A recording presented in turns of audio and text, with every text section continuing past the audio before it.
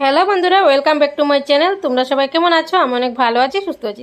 তো আজকে আমি খুব সহজে পাবদা মাছের আলু আর বেগুন দিয়ে একটা হালকা পাতলা রেসিপি শেয়ার করব। চলো বন্ধুরা, চটপট করে দেখে নাও। স্কুল কলেজ অফিসে যাওয়ার সময় কিন্তু খুব তাড়াহুড়া থাকে। তো তাড়াহুড়ার সময় আমি কিভাবে খুব চটপট করে আলু বেগুন দিয়ে পাবদা মাছটা রান্না করছি, তো সেটাই আজকে তোমাদের সাথে শেয়ার করছি।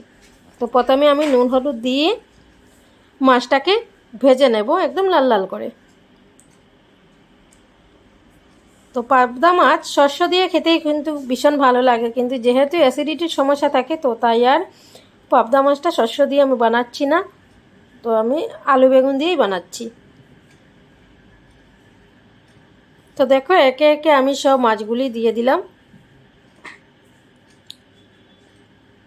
আর এখানে দেখো লাল লাল করে একদম ভেজে নিয়েছি। আর সেই মাছ ভাজার তেলের মধ্যে আমি এখন ফোড়ন দিয়ে দেব।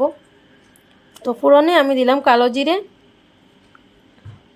আর এখন আলু আর বেগুন আমি লম্বা লম্বা করে কেটে নিয়েছি, তো সেটা দিয়ে দেব। আর আলু আর বেগুনটাকে খুব ভালোভাবে ভেজে নেব।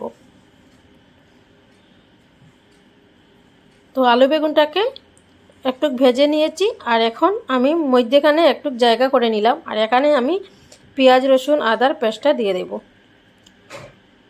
দিয়ে একটু পেঁয়াজ রসুন আদার পেস্টটাকে একটু ভেজে নেব। যেহেতু এটা মধ্যেখানে আছে তো সুন্দরভাবেই ভাজা হবে। যখন পেঁয়াজ রসুন আদাটা একটু ভাজা হয়ে যাবে তখন আমি এর মধ্যে মশলাটা অ্যাড করে দেব। তো দেখো অল্প করে ভেজে নিয়েছি। আর এখন দিয়ে দিলাম আমি হলুদ গুঁড়ো, লঙ্কার গুঁড়ো, জিরের গুঁড়ো আর পরিমাণ মতো লবণ। তো সব মশলা দিয়ে মশলার সাথে ভালোভাবে আলু বেগুনটাকে কষিয়ে নেব। তো খুব ভালোভাবে কষিয়ে নেব। শুকনোভাবে একটু কষাচ্ছি, যেহেতু পেঁয়াজ রসুনের একটু গন্ধটা যাবে আর মশলার গন্ধটাও যাবে।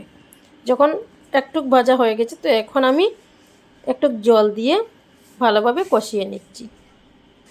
কষিয়ে এখন আমি একটু ঢাকনা দিয়ে রাখবো। আর দিয়ে দিলাম এখানে কাঁচা লঙ্কা। ঢাকনা দিয়ে একটু কষিয়ে ভালোভাবে নিলে কিন্তু খুব সুন্দর তেল ছেড়ে যায় আর সিদ্ধটা খুব ভালোভাবে হয় আর খেতে ভীষণ ভালো লাগে। আর দেখো খুব সুন্দরভাবে হয়েছে। তো এখন আমি পরিমাণ মতো জল দিয়ে দেব। তো এখন আমি পরিমাণ মতো জল দিয়ে দিলাম।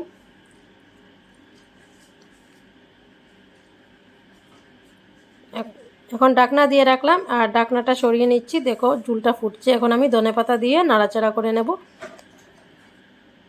তো ধনেপাতা দিয়ে এরপর আমি একে একে মাছগুলি দিয়ে দিচ্ছি। যেহেতু এই মাছগুলি খুব নরম এই জন্য আগে ধনেপাতা দিচ্ছি, এরপরে আমি মাছ দিলাম। দিয়ে ঢাকনা দিয়ে কতক্ষণ রান্না করে নেব একদম মাখা মাখা করে।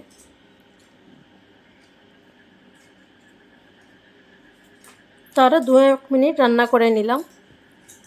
আর দেখো এখানে ঢাকনাটা সরিয়ে নিলাম। আর এখানে একদম আমার রেডি হয়ে গেছে পাবদা মাছের তরকারিটা। তো দেখো বন্ধুরা, একদম মাখা মাখা লাগছে, খেতে কিন্তু ভীষণ ভালো লাগে। খুব হালকা পাতলা, কম মশলা কম তেল, সব কিছু মিলেমিশে খুব দারুণ লাগে। তাহলে চলো বন্ধু।